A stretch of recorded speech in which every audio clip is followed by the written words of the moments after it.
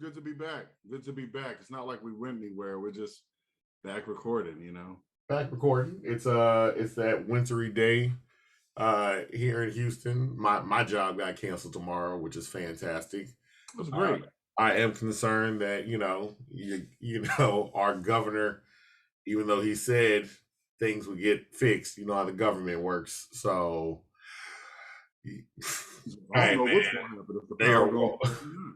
they are rolling the dice. I said if we did a deep investigative, like a deep dive, I'm sure nothing was done since last year.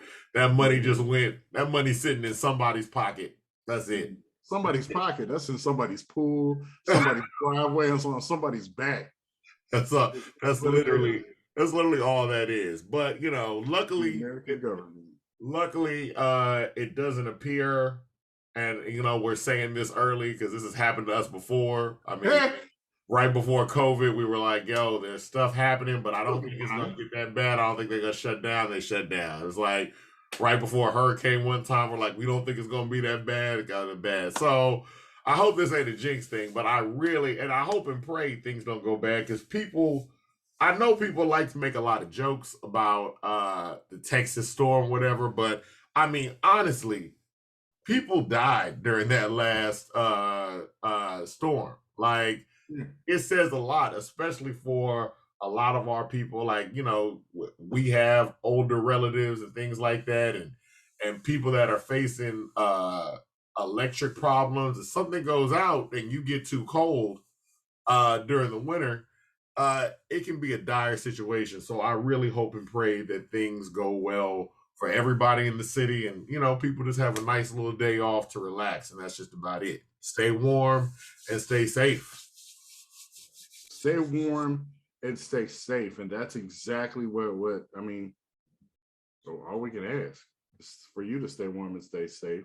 Now, I mean, on to the shenanigans though. I could build a snowman if we get snow. Did you build a snowman last year? I did not build the You snowman. didn't. I did not build no You didn't snowman do at all. it. That wasn't happening. We lived in Alaska. All right. I I said we know, but lived it in was we the lived closest thing to we some lived in snow, Alaska though. for a few years. I'm telling you right now, there's no snowman getting built here that compares to the snow that we saw. I see snow outside now. I'm just like, the only thing snow here reminds me of is the fact that I don't want to live around snow.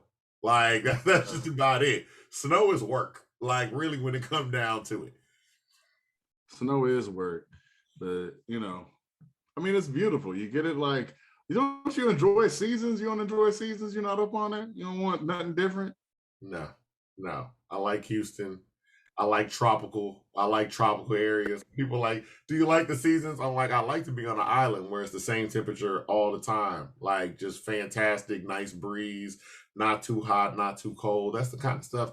That's how you want to live. I know people talk about every time people tell me about something with the season, they be like, oh, the foliage. Like, look at the leaves. I'm like, oh, you gotta rake that.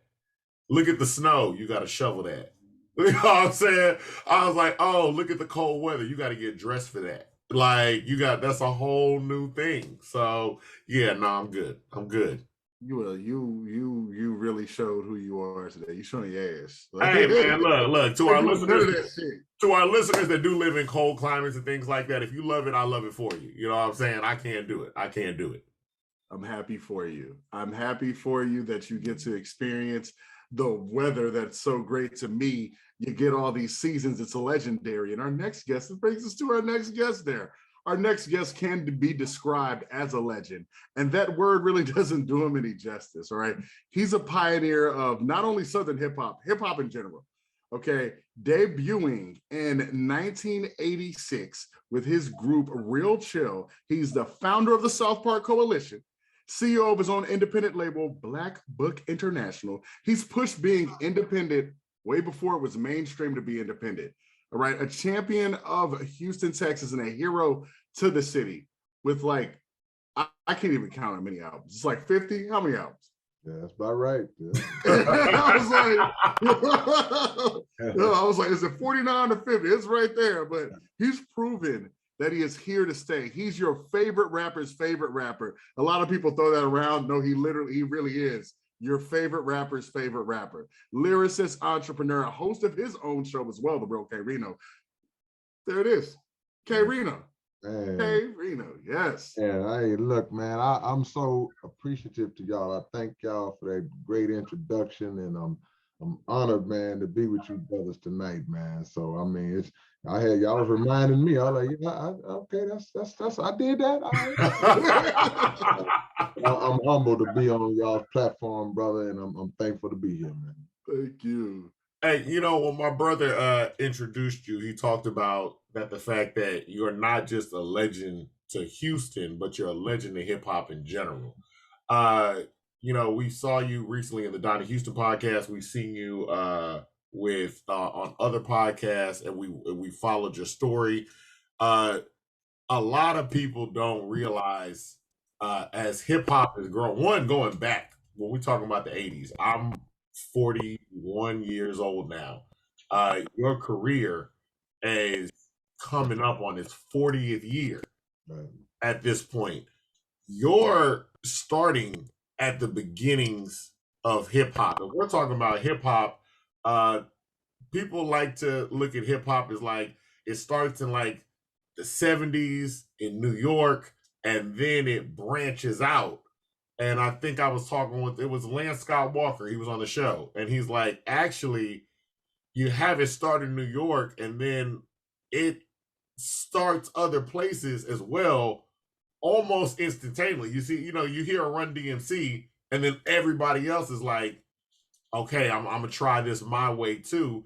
So, and Houston has a long history in hip hop, and you're a part of that start. Let's go back. I mean, I know people don't always say starting at the beginning, but your story is incredible. Start at the beginning because hip hop is everywhere now. It sells everywhere. It's literally everywhere. There was a point where it was just you had to go find it. You literally had to know where to go and find hip hop. It wasn't on a McDonald's commercial. There was a point where companies were like, I don't want to deal with hip hop at all. And you were there at that beginning. Tell us initially, like that first album you heard that kind of sparked your interest in this. Yeah, going back as far as I go back, for me, I was like anybody in that era. You know, we heard Rapper's Delight. You know, we first heard Sugar Hill Gang, Rapper's Delight, and then we heard Curtis Blow, These Are the Breaks, and then we heard Grandmaster Flash and the Furious Five. We heard The Message. Those were like the three for me. And I was like, okay, yeah, this is something different.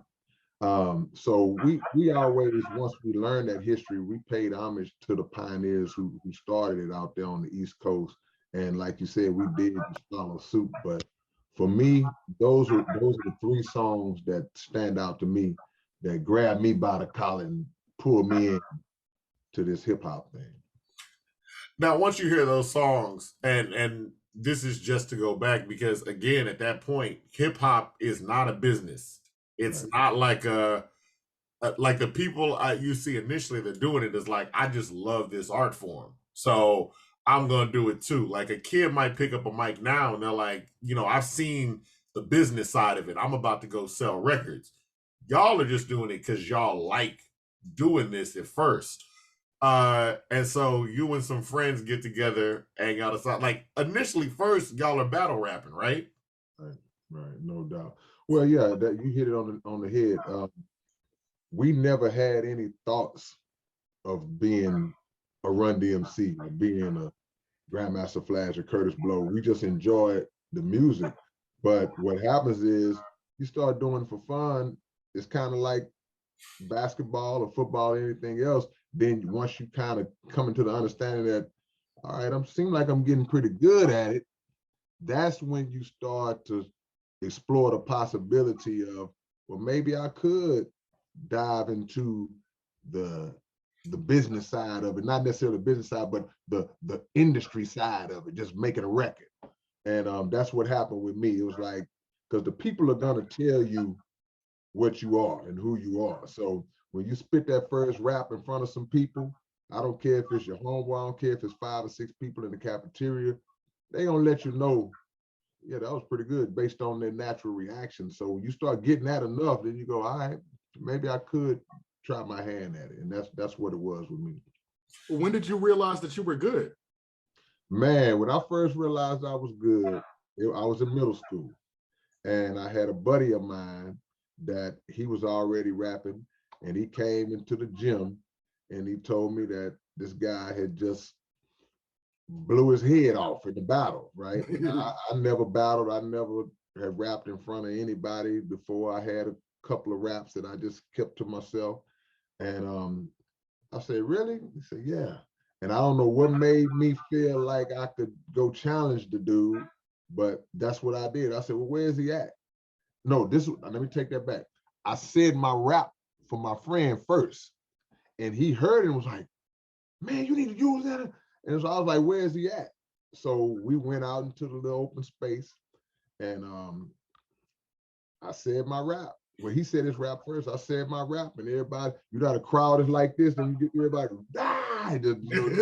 It was one of those moments, and I was like, you know, and for some reason, man, I've been loked up all my life, and I can remember that day. They weren't lokes like these, but I had some dark shades, and I was like kind of, you know, nervous to rap in front of people. So before I started, I pulled my shades down, like, you know, I didn't want nobody to see me, you know, maybe a little nervousness. So I pulled my lokes down, I said my rap, and it was over after that, you know. That was my first time battling, yeah. That's fantastic. Your career, I feel like, is epitomized by creative freedom and like entrepreneurship. Going back even early on, like when I was when we're talking about reading your book or listening to interviews, like your father is really intricate in helping to hone your career. And I feel like that's a big thing, especially back then when it's like we don't even know what this going. Hip hop is not what we think it all is gonna become. It wasn't like, you know, Travis Scott is selling $150 shirts at McDonald's. We did not know that this was gonna become this. What was it early on? What do you think convinced him at first to be like, you know what? I think my son can do this. Yeah. A couple of things. He was, you know, he was a gambler. And I mean that in the literal sense. I mean, my dad was a hustler, from shooting pool, shooting dice, later on transitioning over to playing poker. He just gambled. And my dad was living off of hustling decades before he ever got an actual real job. So at the time when I first brought it to him that I wanted to do this and just try my hand on it and put a record out, he had never heard me rap before. He never even heard me. And I just put it out there and he was like, all right, let's do it. So it was, I think, a combination of him just, you know, having love for his son and wanting to do something to help his son out. Also with the fact that, okay, if this dude is all right, maybe this could be something that could bring in some revenue.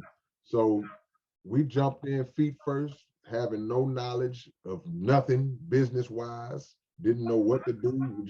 He had money. So by the fact that, okay, I got some money, I can make a phone call, I can hire this person, I can pay this person to do this and do that. And he put us in the game with full support. And then I guess when he heard that we were pretty good, that kind of just boasted it, because I know how my dad is. He would have done it if I was trash, but that would have played out at some point. At some point, he'd have been like, hey man, you might need to find something else to do. We tried this. This ain't for you, because he's a straight shooter like that. Yeah. And I guess that's the other thing too, like the development of your career. It's you guys are releasing songs in the 80s, you're releasing music in the 90s, and then at a certain point, you start releasing at just this steady pace of music. Because when my brother's introducing you and saying, you know, we're at 40 albums, the bulk of those 40 albums come later on in your career. Like, so what was it that kind of changed things up where you're like, all right, I'm gonna start releasing 1 to 2 projects a year and keeping the momentum going? Yeah, I think what it was that I came along at a time where even though I was independent, I was still kind of following that mainstream template in terms of like put an album out, try to peel some singles off of it, try to take a long period of time to promote and push it. And in that time frame, you know, you may be doing a few shows here and there, and you look up and it's 2-3 years you haven't put nothing out because you still are pushing that other one. And that was the whole 90s for me. You know, I tell people all the time, I released only 4 albums in the whole decade of the 90s, only 4 albums. So later on, I would say probably in the early 2000s, my dad had finally reached a point where he was like, nah, I'm good. I'm good on the music. I ain't really tripping no more. And basically turned the reins over to me. So when he turned the reins over to me, I just hit this creative pocket where all this stuff was just flowing out. And I had learned the game from him and the people that he had put around us. And I learned the independent game of it. And I was just like, okay, who's to say that there's a restriction on when I can release? You know, I can release one this month and I can come out 3 months from now with another. I can put out 3 at one time because I wasn't on a major. So of course, when you're on a major, they're going to kind of regulate your release schedule because they want to do it. Like I said, they want to try to milk the project. I'm like, man, I can put something out anytime I want to. And that's when I really started to pick up the pace and get prolific as I've become.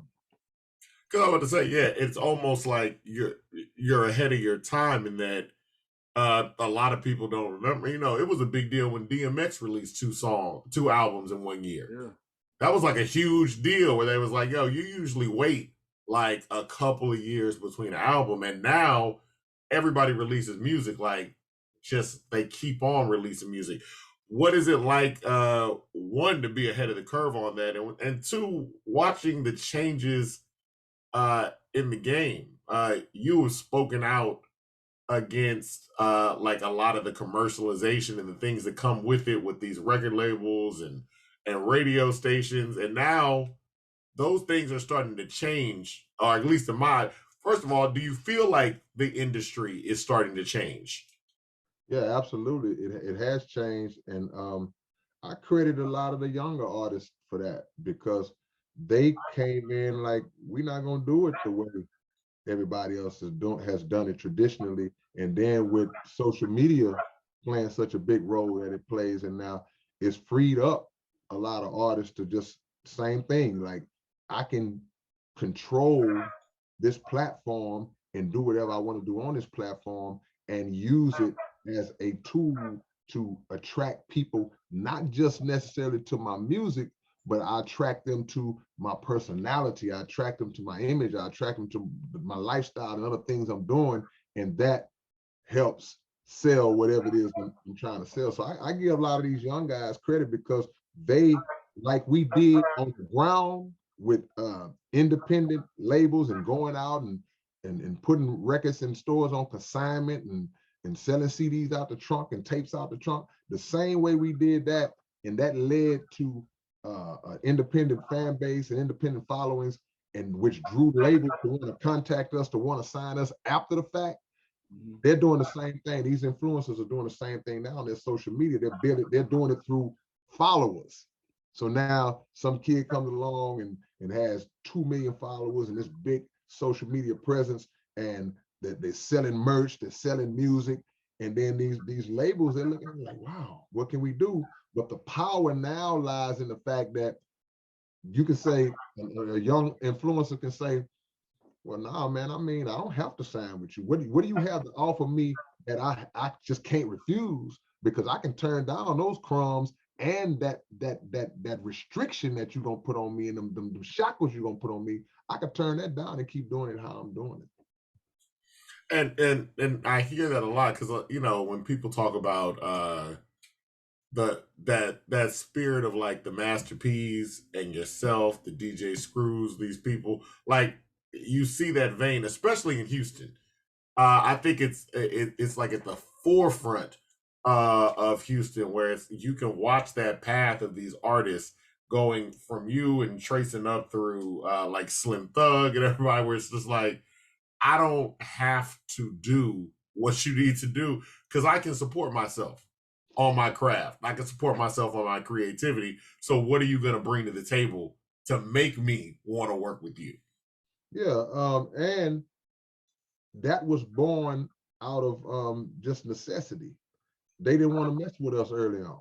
See, the record labels, East Coast and West Coast, I say this in my book, I say this a lot of times, we were just some country, down south country cats thinking we could rap, but we really didn't have no talent. We really didn't have, so we would never take it seriously. So we would send our demos in and never get a response, or we may get a response and it's a rejection letter or something like that. So out of necessity, we were just like, okay, we'll just put it out ourselves, you know, and we would go through the process of going through a one-stop or an independent distributor, or just getting out there on our own hand-to-hand combat, slanging them however we slang them, and in doing so, built up a fan base through making good music and through word of mouth.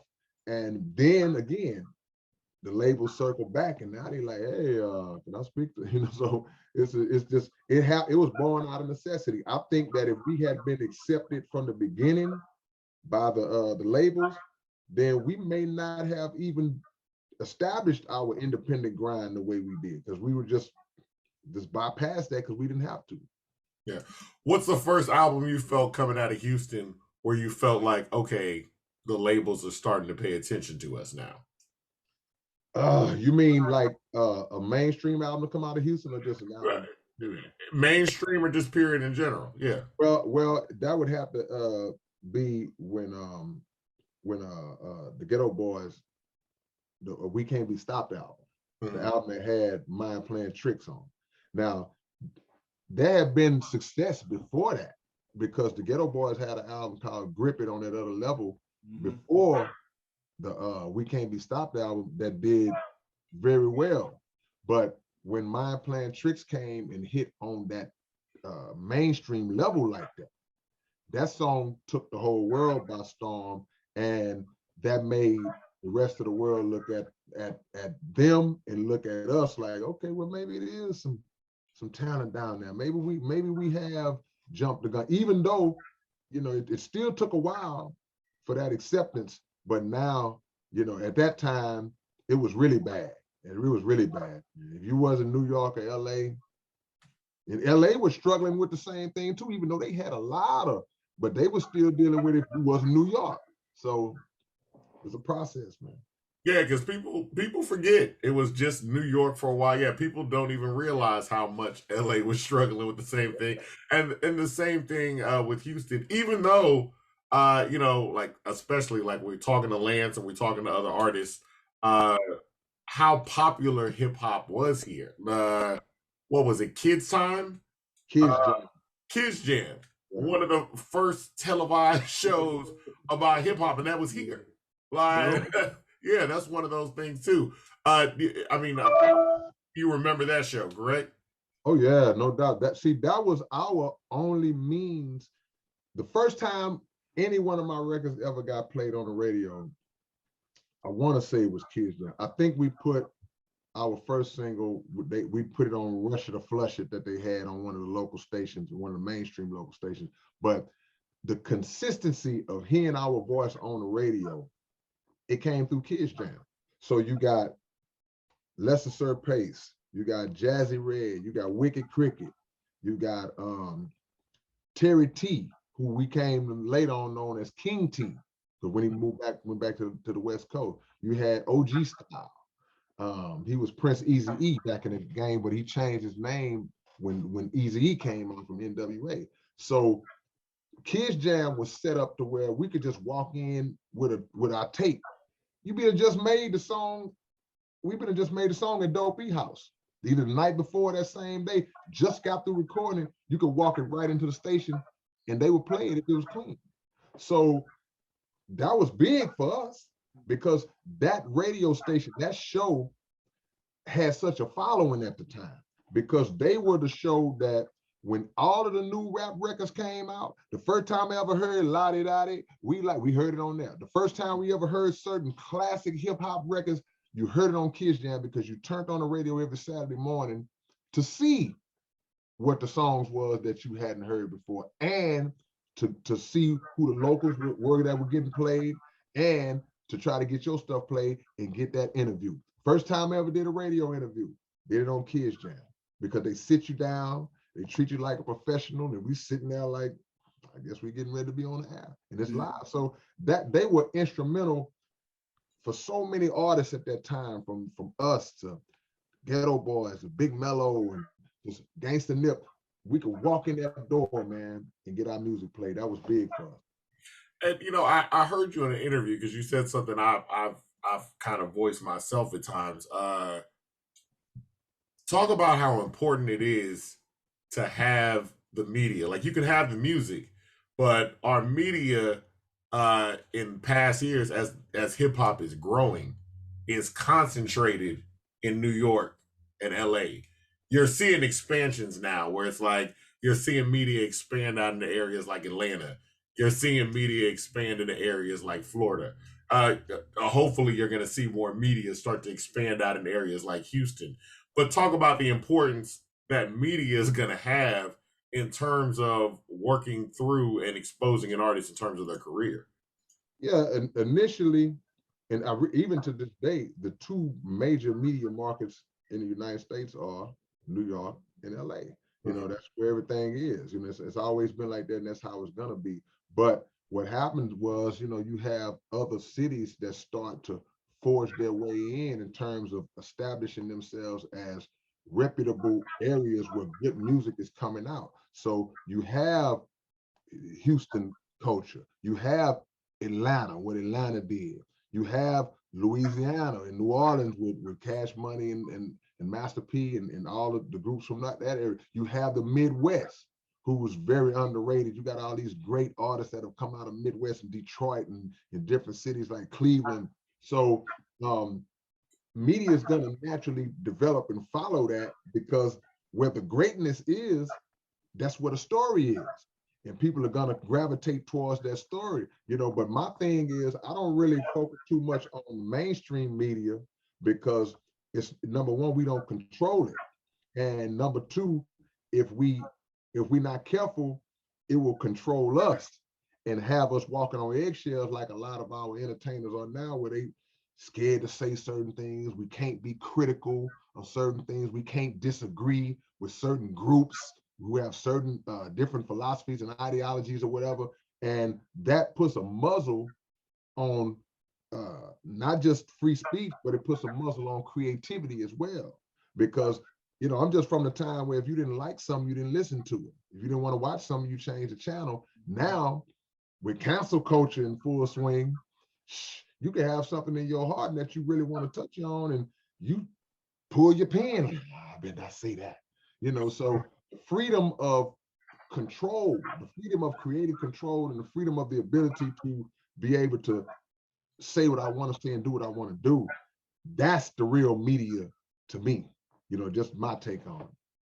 No, and that's also had you expand out into, you know, I was going to say, you have a long history, and it's an important history. And there are other like, I would definitely tell our listeners, listen to Donnie Houston's podcast to go through as well. But I do want to talk about, like, your decision to start expanding into things like, you know, K-Rino, your television, your media, where you're controlling your thoughts, and you're also showcasing the people that you want to see. You've got some great interviews with Zero, with Scarface, with Willie D, with Donnie Houston.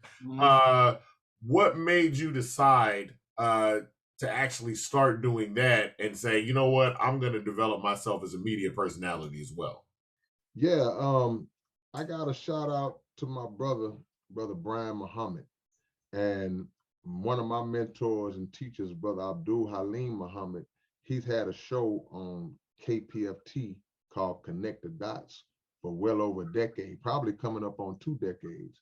And brother Brian Muhammad who is runs with Brother Abdul Halim Muhammad, does security, and he hit me up one day and said, "Man, we up at the radio station and they got some spots open for some shows." And I was like, like, he said, "Man, you ought to take one of these spots." I'm like, "Man, that ain't my thing, man. I done bumped heads with these radio cats before, but I'm thinking more so of the mainstream, the commercial radio, the 97.9s and all those cats." So he's like, "Nah, man, you familiar with KPFT. This is independent. This is community radio. So you got freedom to pretty much speak on what's in your heart, as long as you're not being vulgar or disrespectful." And I said, "Nah, I'm probably not gonna do it."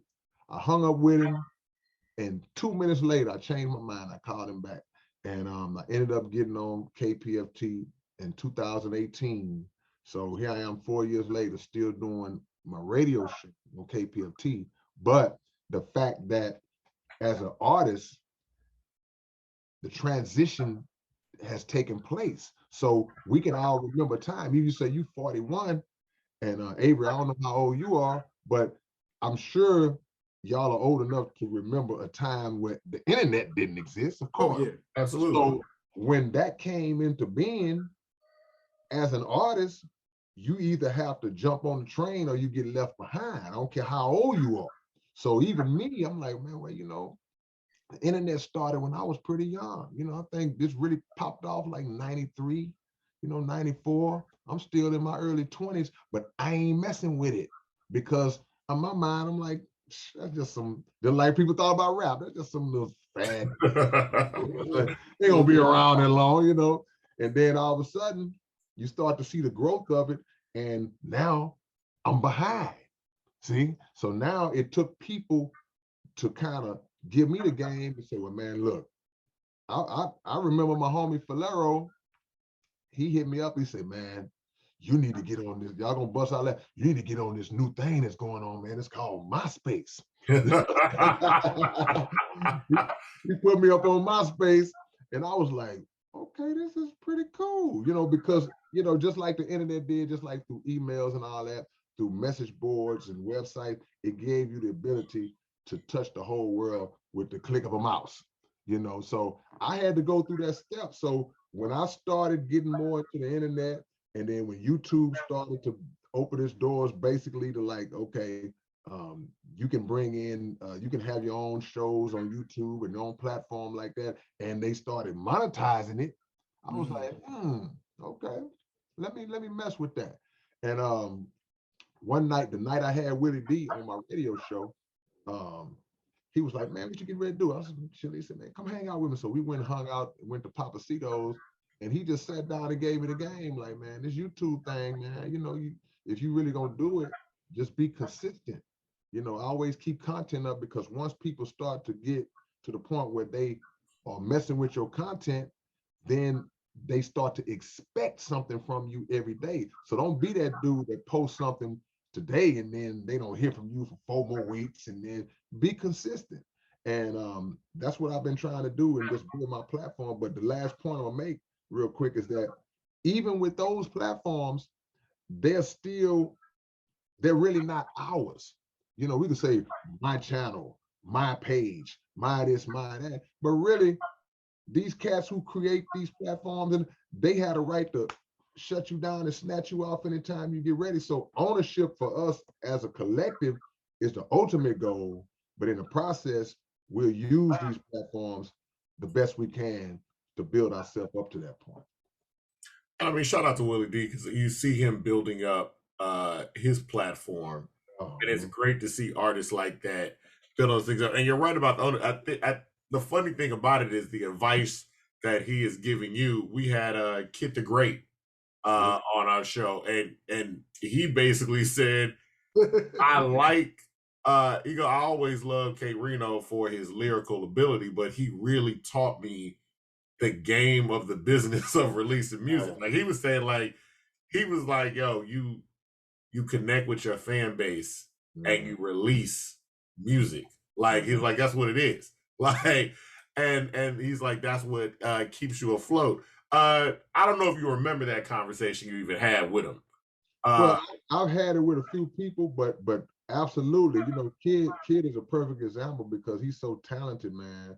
And but to that point that you made, another part is that as a fan of certain artists, whether it's rap or R&B, whatever genre it is, and y'all can bear witness to this when I say it, one of the biggest disappointments that a fan feels is when his favorite artist, they're not dropping consistent enough. It's like, you my favorite singer, you my favorite rapper, and you haven't put nothing out in 5 years. You see what I'm saying? So part of my motivation to drop as much as I can, aside from what I said earlier, was just the fact of, man, I'm not gonna never leave my supporters hanging for that long, because I say it all the time, it's an out of sight, out of mind business, and it doesn't matter how great you might think you are, or how great others may think, or how you may be. Yeah. At some point, if, and I hate to use this analogy, look, bro, if you get sent to prison for 30 years, at some point, your woman gonna say, baby, hey, Yeah. they gave you 30. I done waited for you for 3 or 4 or 5. You didn't make parole. It's like, you got to understand, she gonna move on. So the fans do the same thing, So I want to make sure that if I fizzle out, it's not gonna be because I did it, or I just got lazy and stopped putting. It'll just be because maybe the fans just say, okay, I'm done. I just have run my course. I don't see that happening. So now you start back. I mean, if we go all the way back, you basically start back in middle school, doing this because it's something you love, and it became a career. right. At what point in your life did you look and say? At what point in your life did you look and say, "Oh, this is something that I can live off of"? Like I can actually do this consistently and support my life with it. You know what? I had the belief that I could do that long before I had walked into the reality of it. And that's what led to me having, to leave my mama's house, because my mom and my stepdad, they were like, say, dude, yeah, you trying to do this rap stuff, but you 19 now. So now it's 3 grown people living in this house and ain't but 2 of them paying no bills. I'm trying to post the argument of like, but yeah, just wait though. It's gonna come together. But it's like, in the meantime, you're a grown man and they're eating up all this food and all that. So that's not gonna fly. So I always had the belief. I knew that this was what I was gonna do, but I didn't walk into that reality until when I got with my dad, and then we started to move some units. It's like, okay, people actually buying my albums. Like, people actually really like this stuff. People are actually paying me to do a show. People are actually paying me to feature on their records. So that's when you start to say, okay, I can do this. And even then, you hit bumps in the road, because there's a time I talk about in my book. There was a time, man, in the middle of my career, man, I'm 17, 18 years into my career, I had to go get a job. You see what I'm saying? So things happen, but that was just a regrouping process. I had to kind of step back, decide if I really wanted to do this again. And when I jumped back in it, I had a better understanding. I came back in full force, and I've been blessed to that. I'm one of the few people that can say, from an independent standpoint, that I do this for a living. This is my career, my job, and my passion, all at the same time, and it sustained me and still continues to do so. So I'm thankful to God for that. That's great. Like, when we talk about artists like you, and like you say, you can sustain yourself, because I always say Houston is just an interesting city in terms of hip hop, where you can still release music. The Ghetto Boys can still release music if they wanted to. Devin the Dude still releases music. You've got different generations coming out, because then you've got the Slim Thugs, and you've got that wave that comes out. And then, you know, Big Pokey just dropped the album. Man. Big Pokey just dropped the album. Lil Kiki still releases music, but you also still have this new class of artists where you've got DJ EXO.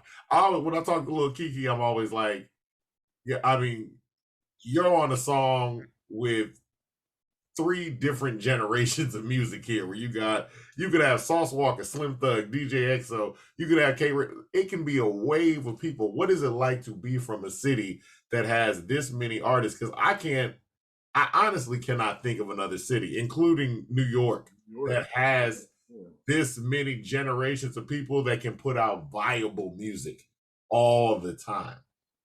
I think that I attribute that to the loyalty of the music consumers in the city of Houston. Once you got a fan, you got them for life. So the same people who love Kiki in 1996, they still love him in 2022.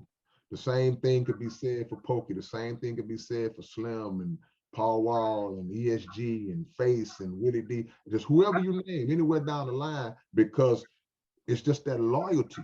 Because the people are always going to remember how that music made them feel in the moment, in the time that they were first introduced to you. It's like, man, I'm not going to never let go of this cat, because number 2, we don't really fully understand until we interact with the people.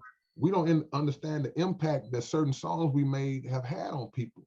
There's music that people have made out of the city of Houston that have literally saved people's life, that literally have stopped them from killing themselves, that literally have instilled knowledge and wisdom and understanding in them to change their life, that literally have given them game that boosted their business mind up and turned them into entrepreneurs, not necessarily in music, but in other fields. So that loyalty remains. That's why everybody still loves Screw.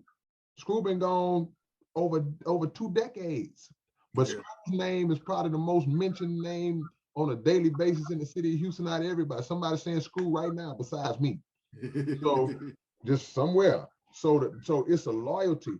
And plus time creates that circumstance, because after 3-4 decades, if we don't have artists who are established like that, then we've done something wrong.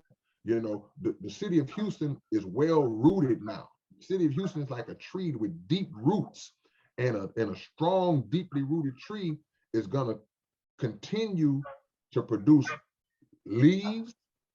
It's going to continue to produce fruit if it's a fruit bearing tree, and it's going to continue to provide shade for generations. The same tree that granddaddy sat under. Now, little baby grandson sitting up under that same tree, and he'll tell you, I used to come out of the tree when I was a little boy. So one of the greatest things to do through generations is to introduce younger people to the music that we love.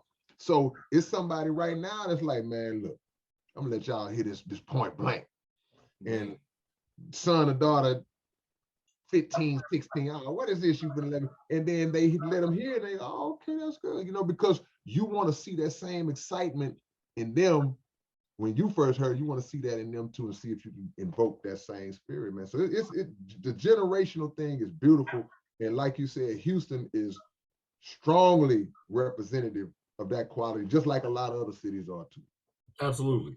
The other thing too is, like you were saying, and I've seen interviews where you talked about there was a point where fans and artists, like even here in the city, but I feel like this is something they could have applied to almost anywhere, should have gotten more control and made sure the radio didn't get so much control over what the art form is.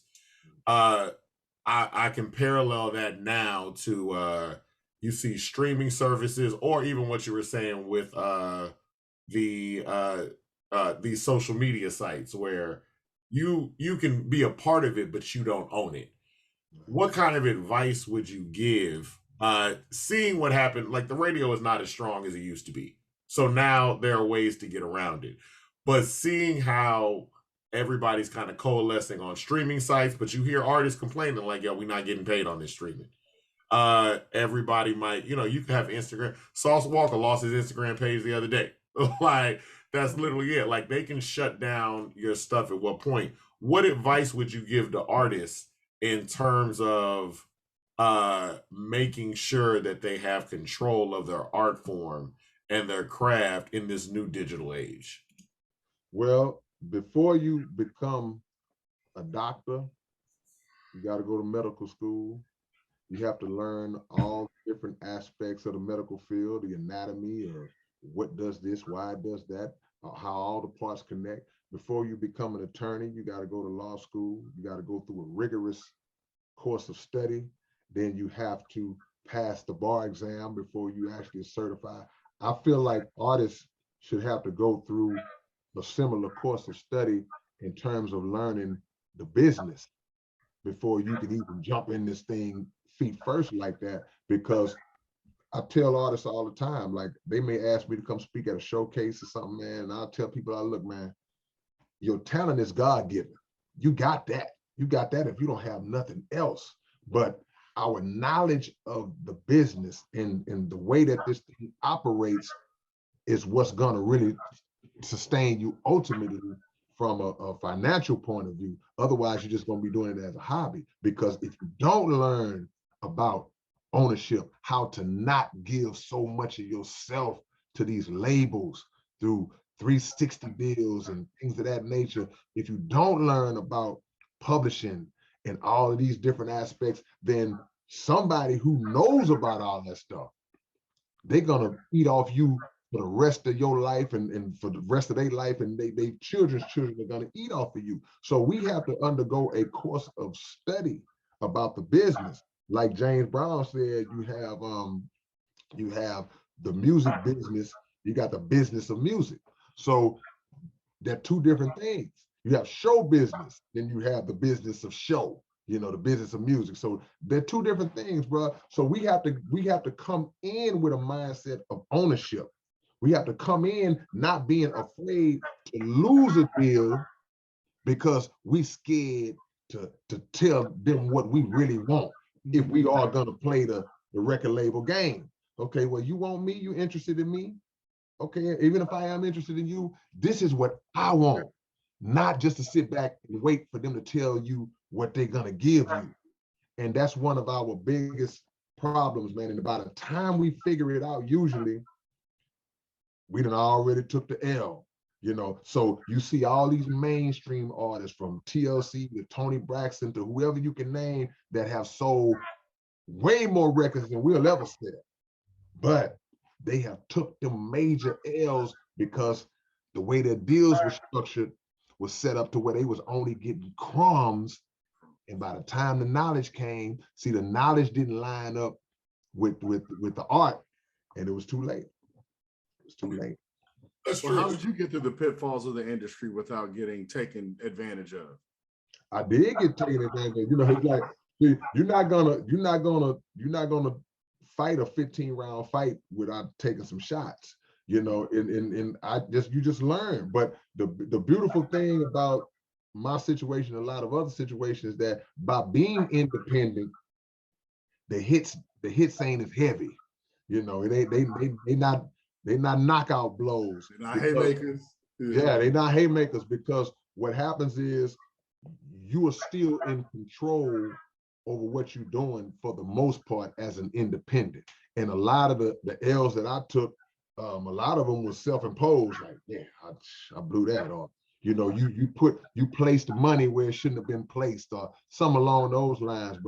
And the fall is not as hard, because you're reaping the majority of the financial rewards based on the fact that you're financing this yourself, as opposed to being on a major label that's gonna, okay, we put $1 million into your project, but we got to get that $1 million back, and we're gonna get that $1 million back, plus whatever we get up percentage-wise from you, which is gonna be the majority.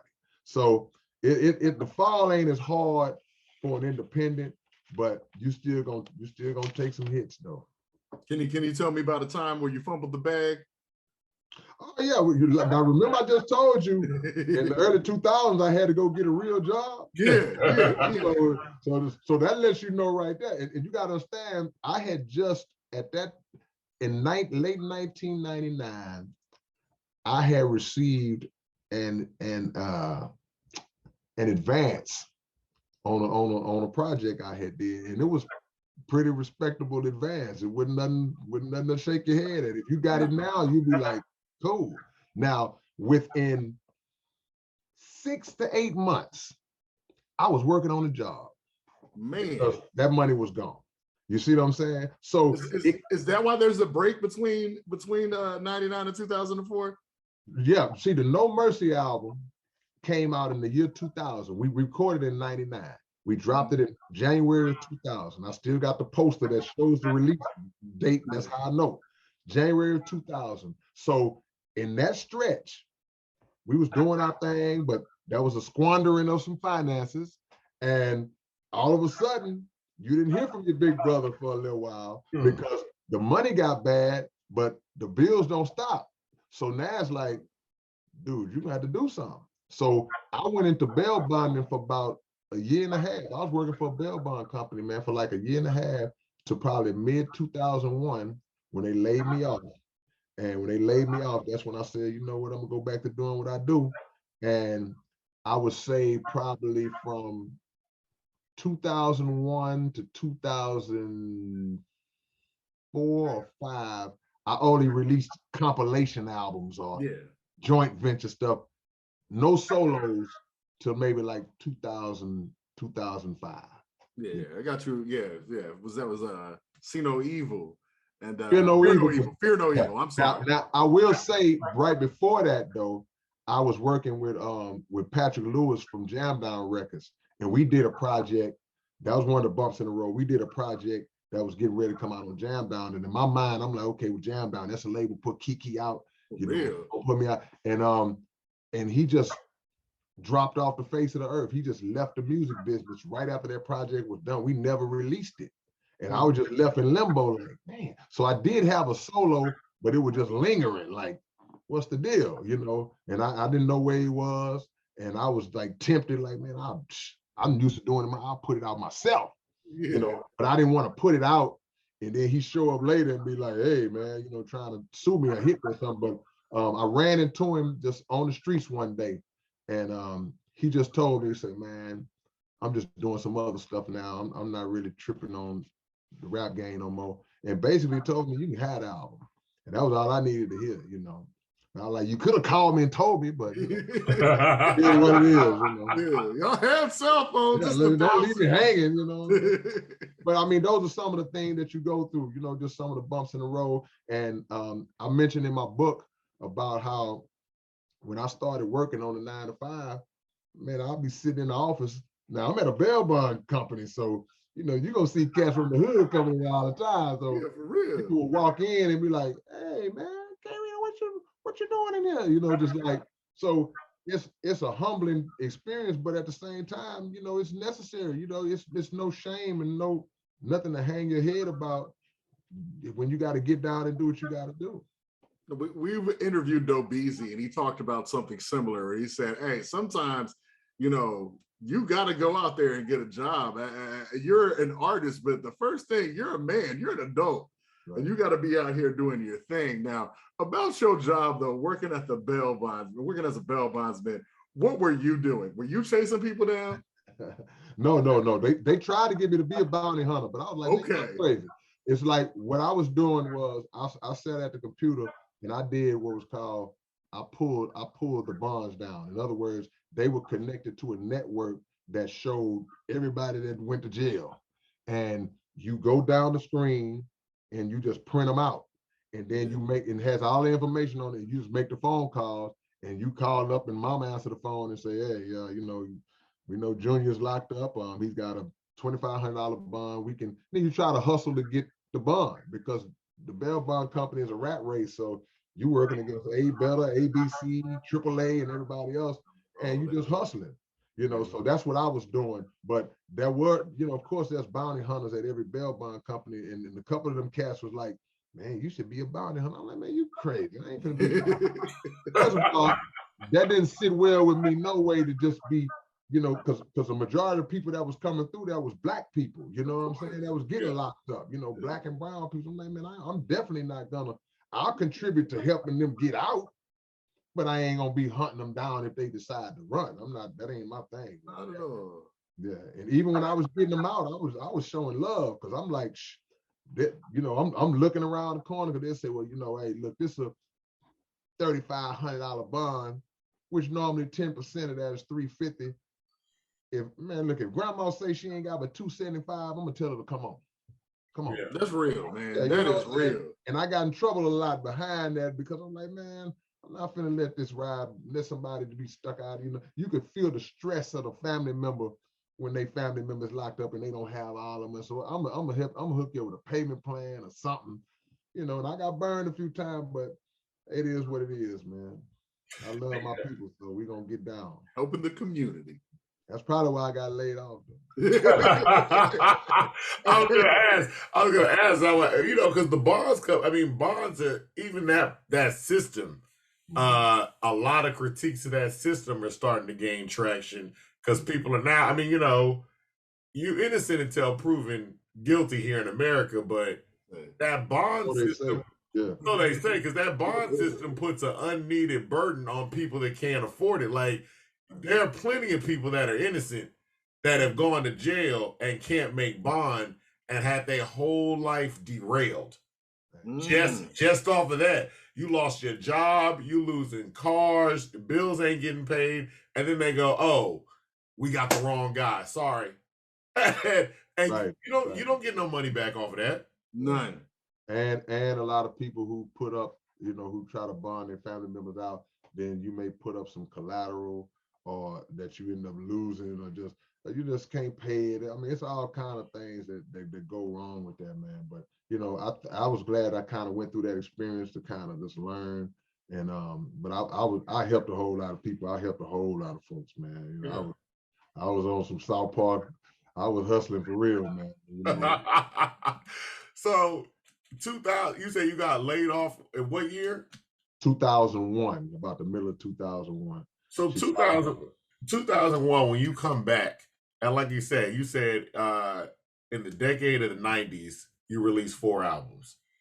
You come back in 01, and it is almost like an album or 2 albums or 3 albums a year. What was your mindset when you left the bail bonds company and you said, all right, I'm gonna cut? It's not like you were never not serious about rap. You was always serious about rap, but something was much different when you come back and you're like, all right, my output has got to be at a much higher level. Man, the only way I can really describe or explain that, y'all ever seen that miniseries about the Jacksons, the American Dream? Yeah. 5, 6, 7 parts. It was a part where Michael Jackson was talking to his mother, and he was just in the mirror, he was just crying. And she was like, why are you crying? And he was just like, I just got all this music inside of me and I just wanted to come out. That's how I felt. It's like, man, just in that stretch, I had so much stuff. I had this concept after concept, idea after idea. And I was like, man, I'm gonna get this stuff out, And it would be 1 album. Then, like you say, maybe 6 months later, I drop another. So it'd be 2 in a year, then maybe 3 in a year, then 3 at one time. And it just kept coming, man. It just kept coming. And I felt like I was making up for lost time in the 90s too. So, it's just been a constant pouring out of music, man, that haven't stopped. And the other thing too is you have a real diehard fan base. Yeah. And you have taken advantage. There was a guy that came out a few years ago where he said it was something about, I forgot what the concept was. Basically like, you do not need to be a superstar with 5 million followers where only 10% of them buy your stuff. He goes, you can have 50,000 fans, right, but if all of them buy your stuff, right, you got a career, and you kind of epitomize that. You see a lot of newer artists like Currency that I feel like follows in that same vein, where it's like, look, man, I'm not selling out, Madison Square Garden, but when I drop, my fans gonna buy all my stuff. Like, so what was it like as you saw, like, coming back in '01, when you saw your fan base respond to the music that you were dropping, and you were able to start cultivating things like merchandise, all the way up to writing a book about your life, and seeing like, it doesn't matter what, my fans are invested in me. Yeah. Whatever I'm putting out, that's what they want to see. Yeah. Your fan base and your supporters, it's like I want to put it like this here. It's like having a bunch of friends, right? People that you may say know you. If you could just say, man, how many people do you think know you? You might say, man, I know at least 1,000 people know me. Y'all went to high school. You went to high school with 300 or 400 people, or however many it was. You worked with 40 or 50 people in your lifetime. You got friends. You met the club. You may say 1,000 people know me, but out of those 1,000, it's only a handful that really rock with you. You know what I'm saying? That you can depend on, and that mess with you heavy. And that's kind of how it is in music. It's a lot of people who know who I am, just like a lot of people that don't know who I am. But like you say, they're not going to always support. So it's a saying that said, love who love you.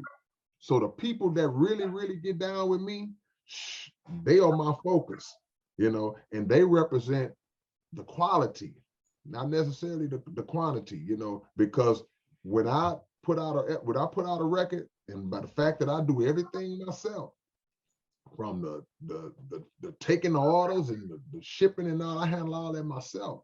And you see visually, man, this person that just placed this order, they've been ordering my music since 2005. Same person, same people. I have a bunch of people like that. So you develop what's called a core audience. That's your foundation, your solid audience, to where, yeah, if I was somehow kind of way tomorrow to make a record that just turned into this big hit, 1 million people might mess with it, but all those million are not my true fans. They just like that song. But the true people that ride with me, when that little wave play out from that song that sold 1 million, and I'm back down to my little level I'm on now, they gonna still be that waiting for me. You know what I'm saying? So that's what it's about with me, man. What made you decide it was time to write the autobiography? People was just in my ear, and it wasn't really about an autobiography. It was just more so about, man, when you gonna write a book? And I started hearing it so much that I was like, I don't know. I don't know what to talk about. And I really didn't. In the beginning, at the time, those questions, I didn't know what to talk about. I was like, write a book about what?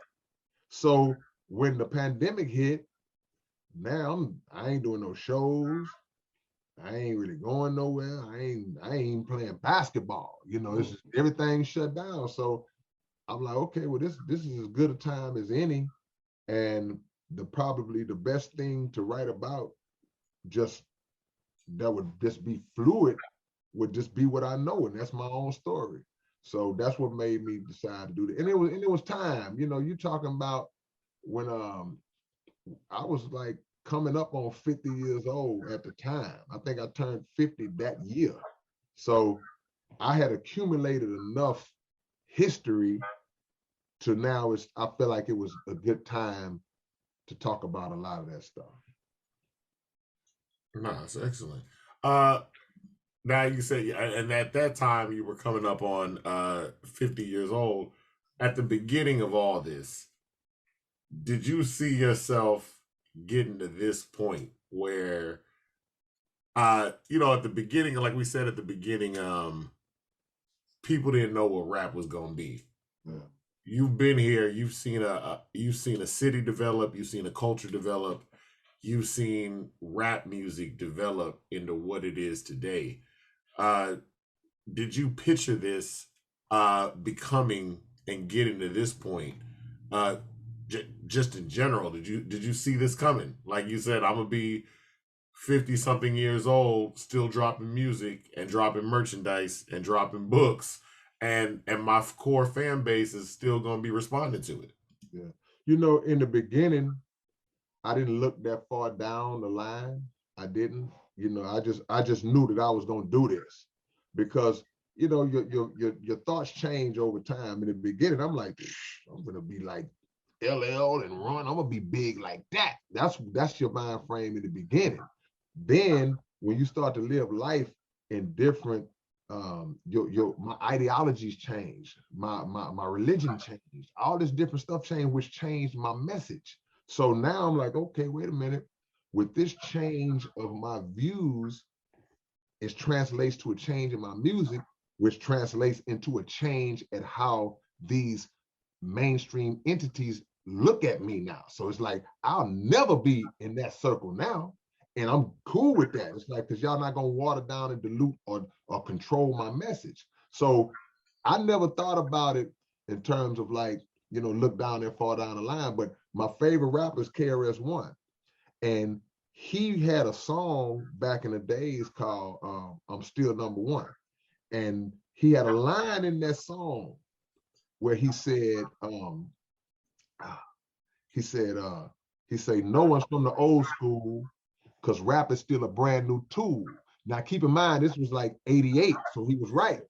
He say, rap is still a brand new tool. He say, no one's from the old school because rap on a whole isn't even 20 years old. Then he said, 50 years down the line, you could start this because we'll be the old school artists. Then the part that got me, he said, and even in that time, I'll say a rhyme. So by him being my favorite, he said, well, my favorite rapper is talking about he gonna be rapping 50 years from now. Then okay, I'm gonna be rapping 50 years from now too. You know what I'm saying? So he took that restriction off, which a lot of people have still tried to apply to rappers now. Well, man, you too old to rap. You too old to rap. You know, he took that off for me way back when I was 18 years old because skills don't have a limit to them as long as you keep them sharp. You know, so now they had this thing where, man, you know, rappers are old and rappers. Nah, man, I put a post on Facebook a while back. I say the oldest rappers is still the coldest rappers.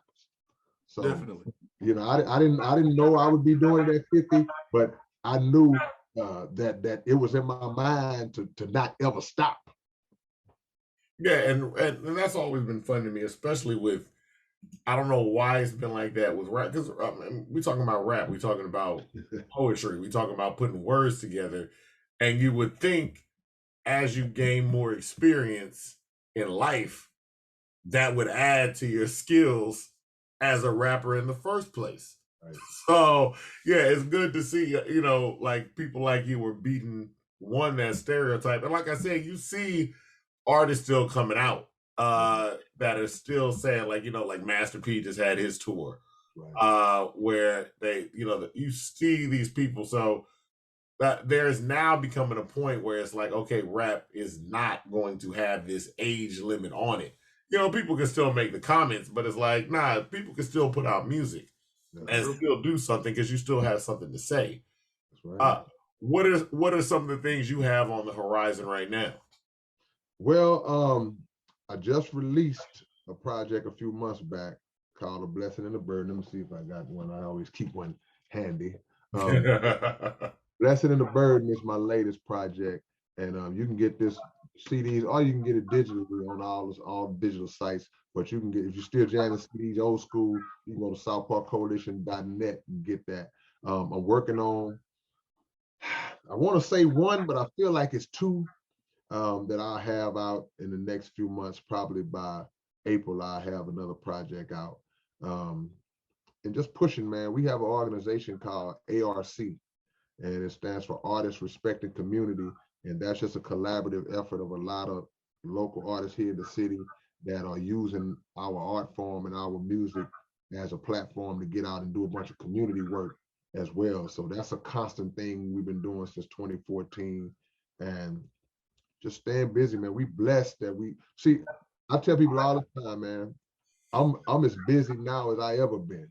Even in the 90s, even when I was selling way more records, you know, I'm as busy now than I ever been, man, as far as shows and people wanting me on features and just everything, man. So I couldn't be more grateful to God for the blessings, man. I couldn't be more grateful.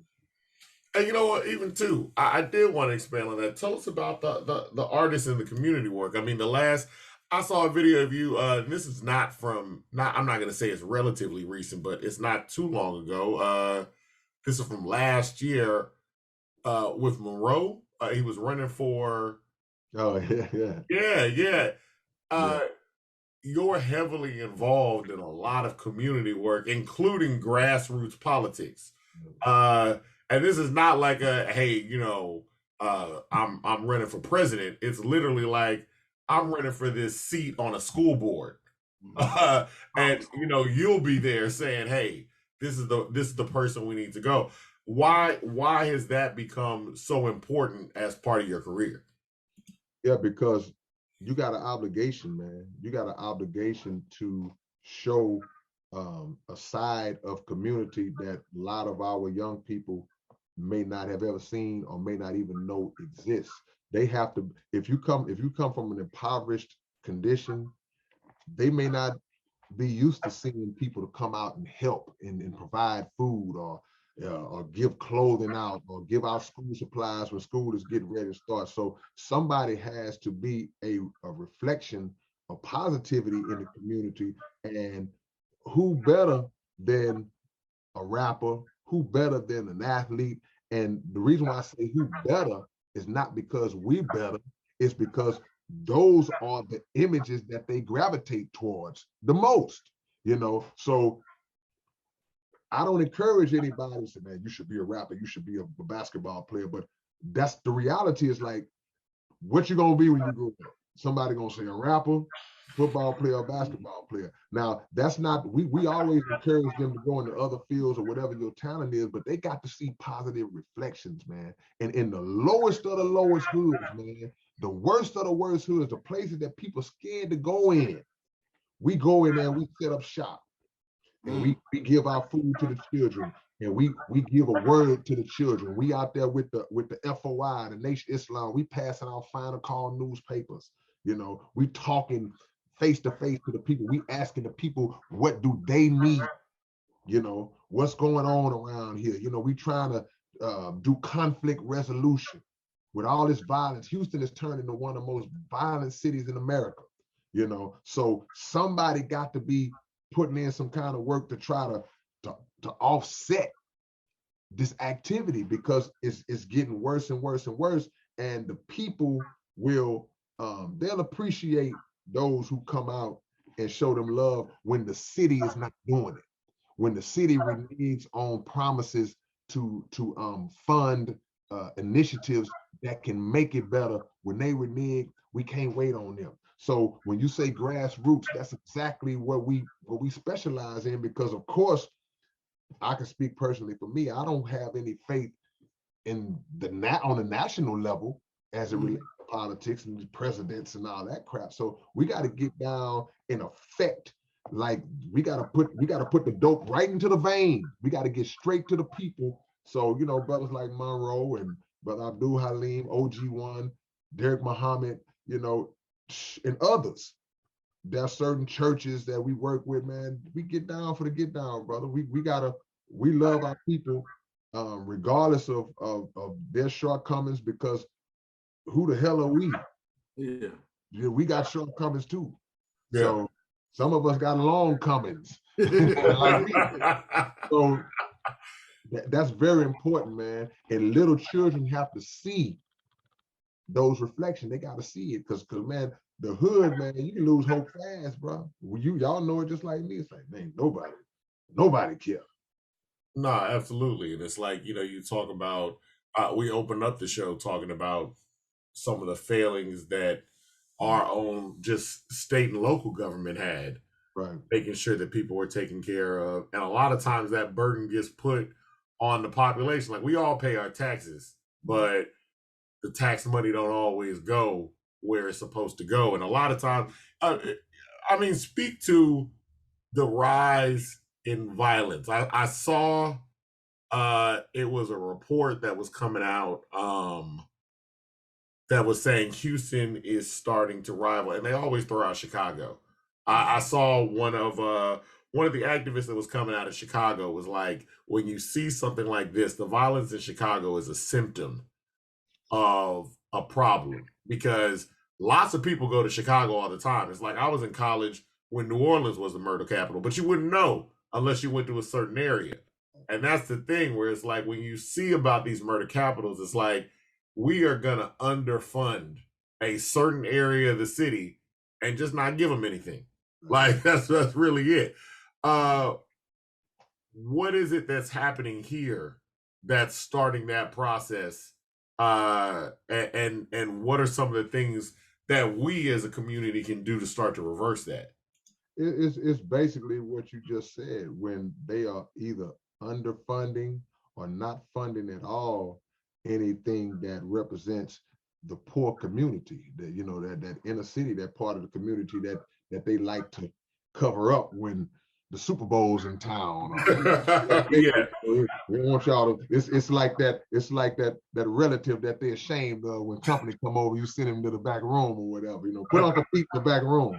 Yeah. So that it's just underserved. So we're already systematically in these conditions. So you can go all the way back to crack cocaine, how that was put into the hood. You can go all the way back to guns being put in the hood, and none of these things are under our ability to manufacture and produce, but somehow they magically end up in our hands as a weapon for us to destroy each other. And now, that was a few years ago, that was a gang injunction right there on what's called the Scott Corridor, to try to prevent about 90 gang members from returning to their own neighborhood. And it was like, y'all can't come back. You come back, it's going to be a problem. And Brother OG1, but Abdul Halim Muhammad and others fought the city to have that gang injunction removed, allow these brothers to be able to return to their communities, but under the conditions also that they are willing to want to change their life around. And many of them came to the table like, man, I don't want to live this lifestyle. I'm ready. And the city had promised resources that they didn't deliver on. So when the city didn't deliver on those resources, where did that leave those young brothers? And what did it do to their mind in terms of how it made them look at the brothers who were trying to help them? It's like, it looks like a broken promise. Yeah. But the promise was broken. It skipped over and was broken by the people who had the ability to provide the resources. So that's the whole thing. When children are hungry, when children are dealing with trauma, past trauma that they've dealt with growing up in certain situations, when children are dealing with mental health issues, all of these things are a cocktail in the hood that has contributed to this explosion of dissatisfaction, this explosion of violence, man. So we got to get a hold of this, because we've seen traditionally that they're not gonna do it. They're not gonna help us. We got to do it. The unfortunate part is we don't have the money. All we have is the elbow grease and the time and the willingness. But if the people collectively come together and say, well, man, I can put in $10, I can put in $5, man, we can collect.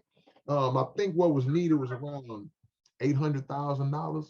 That's not a lot of money, man, if everybody comes together and pool their resources, man. And we could save our brothers and sisters, because people lash out based on lack of opportunity and lack of resources. I ain't got no money, I'm gonna go rob somebody. I ain't got no food, I gotta go rob somebody. I'm struggling up here mentally, I'm gonna kill somebody. These things can be reduced greatly if the people who were in positions to change it really, really cared. And I don't think they do enough. And the other thing too is, and what you were speaking to, and I would like to expand upon that, is when you're working with, like you said, you guys put together where they're talking about we're going to have these resources and you're dealing with people that are hungry and they need help, but it's like we made agreements for you guys to come back home as long as you're going to work on improving your life, and the city is going to provide these resources, and then the city doesn't come through. How do you guys as a group reconcile that and then have to come back? Because it's almost like you got to apologize on behalf for something you didn't even do. Like, because you still have to go out and help these people, and now they're looking at you like, you know, I'm not even saying that you're a liar, but I'm saying you believe in something that's just not true. So why am I even going to deal with you? How do you deal with that and get back to a place where you can actually help? And see that, and that's why I got a shout out to my brother OG1, because the brunt of that fell on his head. Brother named Reginald Gordon. He has a program called Operation Outreach, and he was the one who was boots on the ground talking to these brothers, you know, talking to these gang members and ensuring them that, hey man, we got something for you, man. You just got to ride with me. And they did. They trusted him based on his credibility. So it was that relationship, it still hasn't been fully repaired. And so it's a shame, because a lot of brothers have that were really all in to get down and change. Some of them brothers went back to the lifestyle, and some of them are dead now. You know, so it's a tough thing to men when your word is dependent on somebody else's word. You know, so it was just a situation where, you know, it was a process where we kind of look at it now like we can't even put it in their hands no more, because they've already shown us, you know, that what they're not gonna do. So from this point on, it don't stop the work, but it is an uncomfortable situation, you know, that I know, you know, I ain't speaking for them. I never had a conversation with any of them brothers, but I know my brother did, you know, so I know that had to be a hard thing on him to try to repair that relationship, man. Yeah. And it kind of all goes back to control. Like, I guess that's kind of what we've been talking about this whole time, where it's like you want to have control of your career, control of your the more control you have, it's just the better in terms of the outcome of your actual life. Whether you don't want to have your control in the hands of a record company, you don't want to have the control in the hands of a media company or a social media company, or, you know, whatever government entity says. You want to be able to go out and do what it is you want to do. And so our whole thing is, you know, in terms of your career, we appreciate you showing that aspect and showing that as an example to a lot of these younger people. Man, I'm blessed, bro. You know, God has been good to me, because you know, I'm still living my dream, bro. And you know, if hip hop and rap music didn't exist, I don't know what I would be doing. So I'm very thankful to the Creator that He, number one, allowed me to have the gift, number two, to discover it at an early age, and number three, to put it into action where, like I said, it does sustain me. So I'm just grateful to do it the way I do it, like you said, to have control. You know, nobody's gonna tell me what I can't say. You know, nobody's gonna tell me, well, you better watch that, you better nah, and nobody's gonna check me in terms of, hey man, I heard this particular song. We don't like this language you're using. We're gonna take this one off, and you know, we need to put it more friendly or something. Nah, you know, because we see that happen to too many so-called stars. You know, we just saw what happened with Whoopi Goldberg the other day, you know what I'm saying? So she literally the 2 days ago. The other day, yeah. So she got her wake up moment, because a lot of us have had these situations, man, as Black people who are successful, feeding on the success that was given to us by others, and we think that we're in. We think they love us. We think that, oh, that's my guy. We're good. Nah, they have the ability to snatch that rug off from under you whenever they decide to, and all it takes is one misspoken statement, one bad statement, even if you tell the truth, if that truth condemns them, you out of there. So and the other thing too is the response to different people, because you know, that Whoopi Goldberg thing happened 2 days ago. Then you know, yesterday I think they released the Joe Rogan video where he's saying nigga all the time. And I highly doubt that there is going to be the same response from Spotify that Whoopi is receiving from ABC. Yeah. So it all goes back to control. Yeah, well, see, they got to keep us in our place. We have to be shown this is your place. You know, you don't get to see. It's like a while back I made a YouTube video where I was going in on DJ Vlad because he says he lied on Minister Farrakhan, and I was like, you know, we basically let him get away with it because his whole platform is built on the backs of Black entertainers, you know, Black artists, Black athletes, Black street figures, you know what I'm saying? All those views come from us, you know, Black people. So when he came out and told that lie on the minister, regardless if you subscribe to what the minister teaches or whatever, it's just the fact that to be on code, product being on code is like, well, hold on, bro. You know, if I live in a neighborhood with y'all, and we've been in that neighborhood, and I know you from the hood, I know you from where I'm from, but we might not necessarily rock with each other like that, but I know you, I'm still not gonna let nobody come through and disrespect you because I know you from where I'm from. You relate to me in some way. So to give Vlad a pass on that lie he told, he's still thriving, still doing his thing. So it's just what you said. We will give everybody a pass but ourselves. We will help them slide us under the bus, but we don't hold them accountable, and we don't use our collective power to shut them down in moments like that. It's the same with the NFL thing with Brian Flores and the lawsuit that he's carrying out against the NFL. You know, I commend the brother. I commend him. I'm with him all the way. But what I would like to see is us taking ownership and the power, because the league is 70% Black, just like the NBA is probably 80, 85. Yeah. But nobody's coming to see the owners. They coming to see LeBron. They coming to see KD. They coming to see Steph. Even if the sacrifice has to be taken to say, man, we ain't playing at all. We'll take a year off, 2 years off to formulate a way to build our own league. And the people are gonna follow the stars, you know, and that would make them come to the table with a little more respect. They know what we're gonna do. They know when the police shoot one of us, they know we're just gonna protest and march and holler for a little while and go back to the same. They already know the play. So we gotta change we gotta call audible, bro.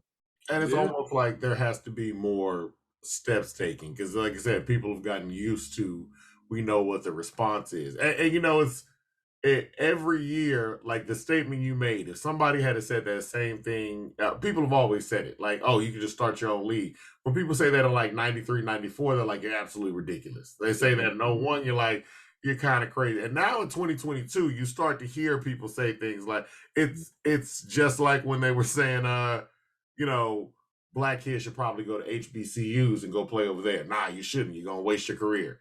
Right. Then you get the number one player going to a HBCU. And now it's like, oh, it's a thing. Because you're still going to have a career. You're still going to have a career. You're still going to go. So it does become a point where we have to realize at a certain point that you can't laugh at your own success or the own possibility of you taking ownership.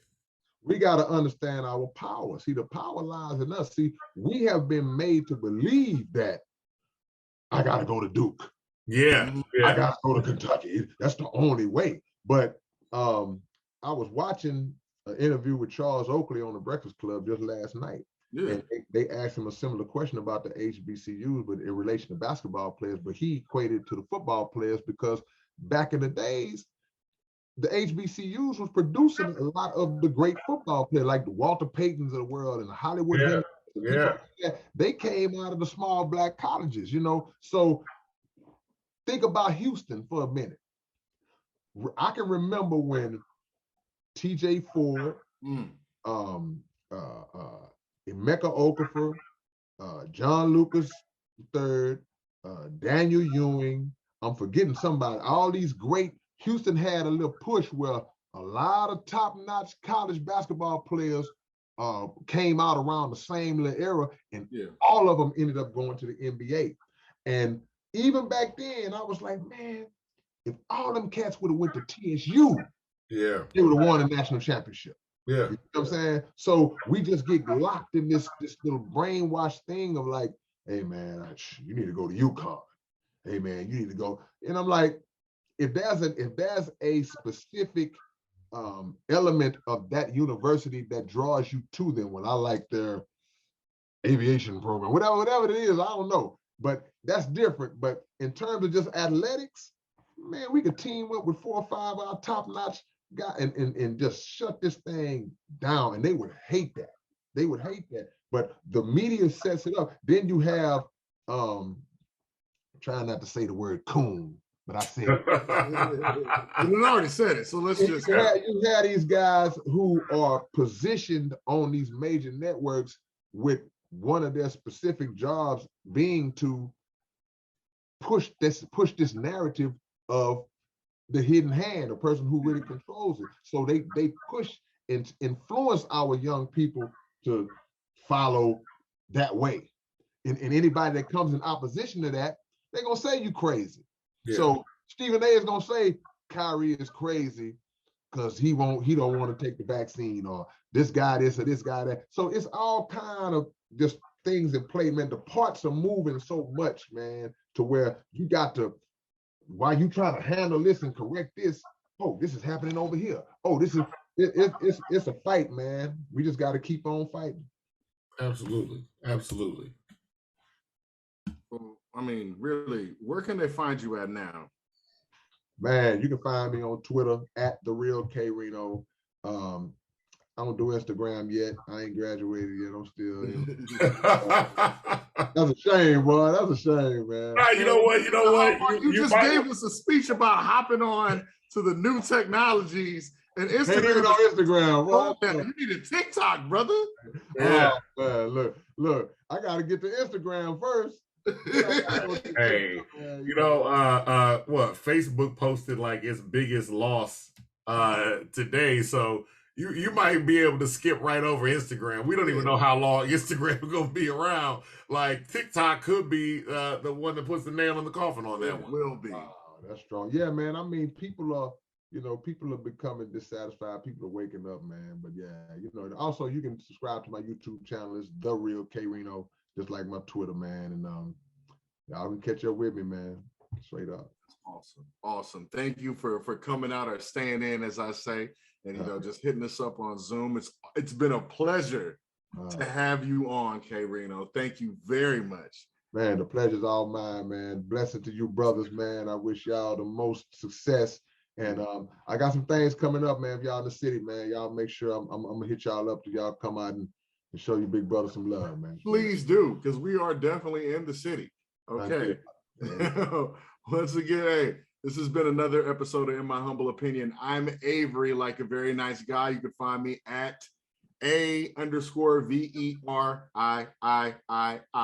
4 eyes, because I have 4 eyes, even though I don't have my glasses on. And my brother, Just Devon, over there, greatest writer, period. All right, he's gonna write the Bible part 2. It's amazing. He's been commissioned to do that. Yeah. But once again, In My Humble Opinion podcast, you can find us both, My Humblo, on everything. Humbly yours, H-Town, too sweet. H-Town, too sweet.